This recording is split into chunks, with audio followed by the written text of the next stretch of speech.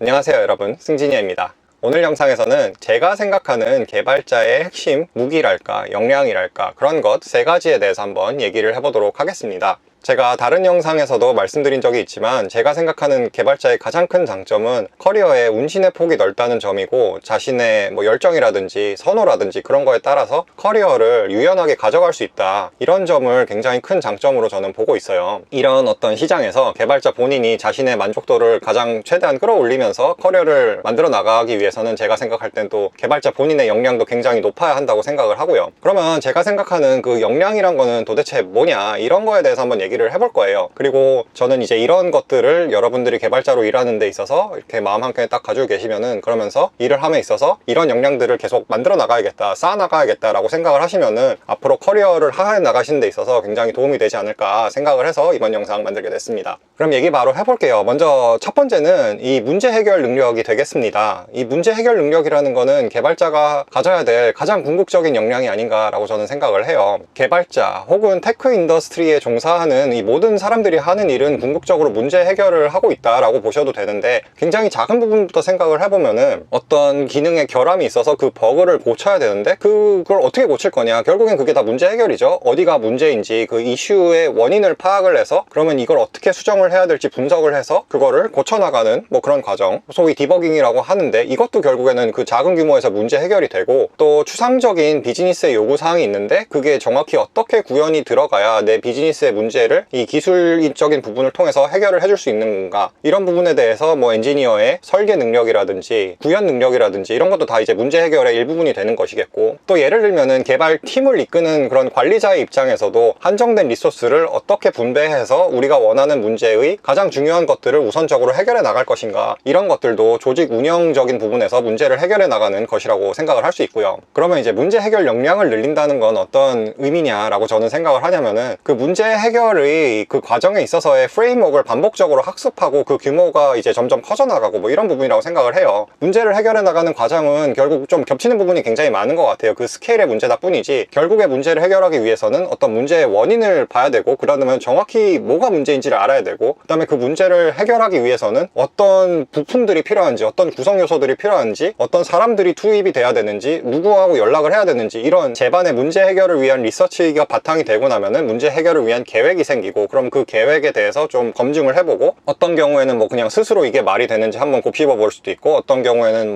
조금 더 공식적인 리뷰를 받는다든지 그렇게 될 수도 있고, 그러고 나서는 그거를 실행에 옮기고 나서는 또 이제 한번 사후적으로 따져보고, 내가 지금 문제 해결을 이런 식으로 이번에 했는데 어떤 게 효율적이었는지 비효율적이었는지, 다음에 어떻게 하면 더 잘할 수 있는지, 이런 식으로 엔지니어니까 주로는 이제 기술적인 문제들을 반복적으로 해결해 나가는 과정을 거치면서, 그리고 그런 문제를 해결해 나가는 그 문제 자체의 복잡도가 커지면서 그 과정에서 이제 문제 해결 역량이 계속 늘어가는 그런 것 같아요, 제 생각에는. 그래서 커리어를 하심에 있어서도 이런 문제 해결 역량을 궁극적으로 늘려나가야 된다, 이런 면에서 좀 보시면 좋은 것 같고요. 두 번째는 배우는 능력, 학습 능력, 이런 거라고 저는 생각을 합니다. 이 개발자의 핵심 무기는 내가 지금 어떤 기술을 엄청나게 잘 안다, 요게 아니라 프로젝트를 수행하기 위해서 어떤 기술이 요구되든 그거를 배워낼 수 있고, 그걸 통해서 기술적인 기여를 할 수 있는 그런 능력을 가지는 게 개발자에게 굉장히 중요한 부분이라고 저는 생각을 해요. 왜냐하면은 자신이 어떤 프레임워크를 선택을 하든 어떤 언어를 선택을 하든 그거를 지금 전문성을 갖고 있든지 간에 기술적인 트렌드는 굉장히 빠르게 변하고, 그 다음에 소속을 옮김에 따라서 그 요구되는 기술 스택이라든지 이런 거는 다 다를 수가 있기 때문에, 근데 나는 예를 들면은